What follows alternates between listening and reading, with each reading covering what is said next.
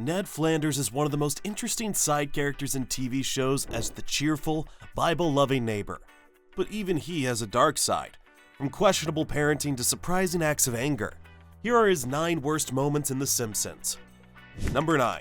Being intolerant of homosexuals and other religions. Ned Flanders, a man of faith, love, and unshakable principles, but sometimes that unshakable part is a bit too literal. While Ned embodies many of Christianity's best teachings, kindness, charity, and a seemingly unlimited patience for Homer, his dogmatic worldview has often led him straight into the territory of intolerance. Case in point, Treehouse of Horror 14. During the Halloween special, Ned casually drops a line that makes Jaws hit the floor, saying, "I'm running to find a cure for homosexuality." Hey, 700 Club, you look like a healthy specimen. Well, I did finish first in the walk for the cure of homosexuality. Yikes, Ned. Yikes. For all the good Ned brings to Springfield, these moments show a side of him that's far from neighborly.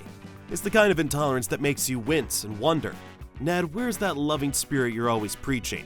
Maybe some self-reflection wouldn't hurt, pal. Homer, tell Mr. Ned to stop trying to convert me. I was just telling him how brave he is to worship a false god. Number 8. His short and terrible stint as a school principal. What happens when you put the world's softest, most agreeable man in charge of Springfield Elementary? Pure unfiltered chaos. In Season 5, Sweet Seymour Skinner's badass song, Principal Skinner gets fired, classic Chalmers move, and Ned steps up as interim principal. Now look, I'm not saying Ned didn't try, but leading a school full of Springfield's rowdiest kids requires more backbone than Ned's entire body possesses. Under Ned's watch, Springfield Elementary goes from unruly to full-blown apocalypse mode. Kids are running wild, rules don't exist, and at one point, poor Martin Prince gets locked in a cage like a zoo animal. Let that sink in. But wait, it gets even better. Ned, in all of his naive glory, decides to lead the school in prayer. Yep, prayer in a public school. Let's thank the Lord for another beautiful school day. Thank the Lord. Thank the Lord? That sounded like a prayer. Cue Superintendent Chalmers' rage aneurysm. Sure, Chalmers might have overreacted, but the man's not wrong. God has no place in public schools, and neither does Ned Flanders. Number 7. When he couldn't market his own store, a lefty disaster. So here's the setup. Ned Flanders opens a general store for left-handed folks. Cool, right? A shop just for lefties. It's niche, it's quirky, and it has potential. The only problem? Ned's business skills are about as sharp as Homer's memory after a 6-pack of Duff. This little disaster happened in Season 3's When Flanders Failed. Ned, being the sweetheart he is, opens the Leftorium, a store that caters exclusively to left-handed products. But Ned's Achilles heel, aside from his inability to say a bad word, is that he's just too nice to be a businessman. Dude's got the energy of a mall Santa handing out free hugs, but that doesn't exactly pull in customers. His passive sales approach made it painfully obvious. Ned couldn't sell water to a man dying in the desert. So Flanders, have you sold anything? Not yet, but one of the mall security guards took a good long look at a left-handed ice cream scoop. And hey, let's not ignore Homer here, who actively wished for Ned's store to fail. Great friend, right? But Homer's greed aside, Ned had one job: market the dang store. Did he pass out flyers? Nope. Put up a big flashy sign? Nah. Run an ad in a local paper? Negative. Instead, he just stood there smiling and waiting for Springfield to magically realize that, hey, maybe their left-handed cousin could use that lefty can opener. Eventually, Homer has a change of heart and saves the store. Good for you, Homer. But let's be real, Ned wouldn't have needed saving if he had done, literally any market research. Number 6. Over-sheltering Rod and Todd.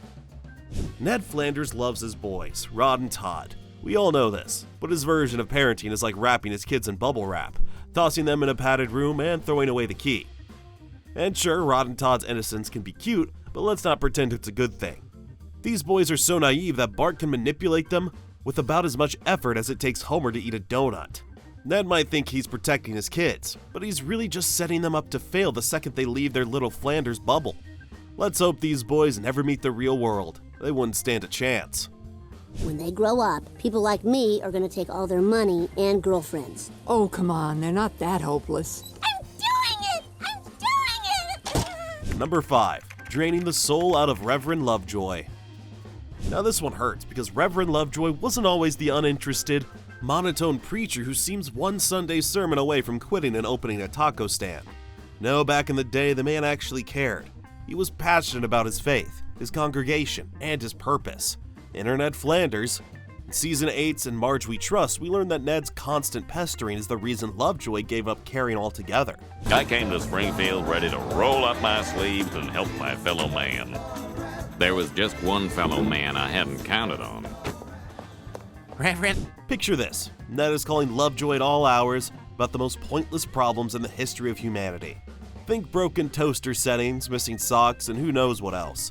Lovejoy even describes it as Ned turning religion into a constant do this, don't do that marathon. Look, we get it. Ned's trying to be a good Christian, but if you're annoying the local priest to the point where he's daydreaming about steamrolling trains instead of saving souls, maybe, just maybe you're overdoing it. Number 4. Hurricane Nettie's Meltdown. Hurricane Nettie. It's the episode that gave us one of the most legendary meltdowns in Simpsons history, and it came from Ned Flanders.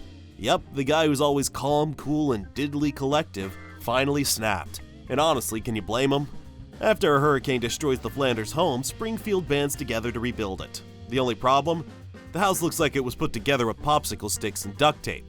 Nothing works, the walls are crumbling, and the house collapses as soon as Ned steps inside. That's when Ned's decades of bottled up frustration explodes into a full-blown tirade. Ned, we meant well, and everyone here tried their best. Well, my family and I can't live in good intentions, Marge. He calls out nearly everyone in Springfield, including Homer, Chief Wiggum, and even poor little Ralph Wiggum. Ned's meltdown is iconic. Watching the nicest guy in town go nuclear is as shocking as it is satisfying. But here's the thing. While Ned's anger is justified, seriously, have you seen Springfield's track record for competence? It's hard to defend some of the stuff he says. He lays into everyone, even the kids, and it's a rare moment when Ned stops being the lovable neighbor and becomes downright mean. With all due respect, Bart didn't do anything. Do I hear the sound of butting in? It's gotta be little Lisa Simpson, Springfield's answer to a question no one asked! Sure, he apologizes later, but seeing Ned Flanders berate people, no matter how much they deserve it, is still a tough pill to swallow. Number 3. Trying to baptize the Simpsons kids. Ned Flanders crossing boundaries? Say it ain't so, but yeah, this one's a big yikes moment. In Season 7's Home Sweet Home Diddly Dum Doodly, Ned and Maude temporarily gained custody of Bart, Lisa, and Maggie. To be fair, the Simpsons kids did end up in foster care, because of some totally bonkers circumstances. Now just relax, kids. All we're doing is taking you to a foster home. But what does Ned decide to do the second he gets those kids in his house? Baptize them. Look, baptizing your own kids, cool. Baptizing someone else's kids, without their permission? That's a hard no, Ned. He goes so far as to drag them to the river, ready to dunk them under, like it's some kind of holy car wash. Thankfully, Homer and Marge swoop in and save them just in time. But seriously, Ned, what was the plan here? Did you think the Simpsons were going to thank you with a fruit basket? Spoiler alert, they didn't. Number 2. Hating his beatnik parents. Let's talk about Ned's parents for a second. In Season 8's Hurricane Nettie, we finally get a look at Flanders' childhood. And let's just say it explains a lot. Turns out Ned was a total hellraiser as a kid. His beatnik parents' solution to his behavior was to simply do nothing. Their laid-back, let-the-kid-be-free parenting style allowed little Nettie to run wild until behavioral therapy finally knocked the rebellion out of him. Sounds harsh, right? Well, according to Ned, it was justified, because in his words, they were nothing but lousy beatniks. I hate the post office. That and my parents. Lousy beatniks. Hey, that felt good. Sure, Ned's anger might be understandable. His parents' laissez-faire attitude left him confused, angry, and in need of a therapist. But at the same time, holding on to the grudge feels a bit out of character for old Ned. Isn't he the guy who always forgives, forgets, and turns the other cheek? Calling out his parents feels a little too spiteful for a man who once helped Homer after he wished for his failure. Fortunately, we've seen some closure on this front. In later seasons, Ned and his parents patch things up. And the beatnik duo even attend Ned's wedding to Edna Crabapple. So while the hatred wasn't one of Ned's finest moments, at least he managed to soften up and let bygones be bygones. Number 1. Marrying a woman in Vegas. Hold on to your Bibles, because this one's wild. In season 10 Viva Ned Flanders, Ned does the unthinkable. He gets married in Vegas. Ned, Vegas, marriage? Let's back up. Ned's feeling old and boring, so he turns to Homer for advice. Big mistake. The two head to Vegas for a guy's night out, and next thing you know, they wake up married to cocktail waitresses. Ah! Who are you? Who am I? I'm Mrs. Ned Flanders. Ah! Maud, by the way, is still alive at this point, which makes Ned's drunken wedding even worse. And look, I know Ned was probably blackout drunk for the first time in his life, but let's not kid ourselves. Alcohol isn't an excuse for what happened here. Ned Flanders, the man who wouldn't hurt a fly, woke up in a Vegas hotel room and broke every moral code he ever lived by. Wild times, Ned. Wild times.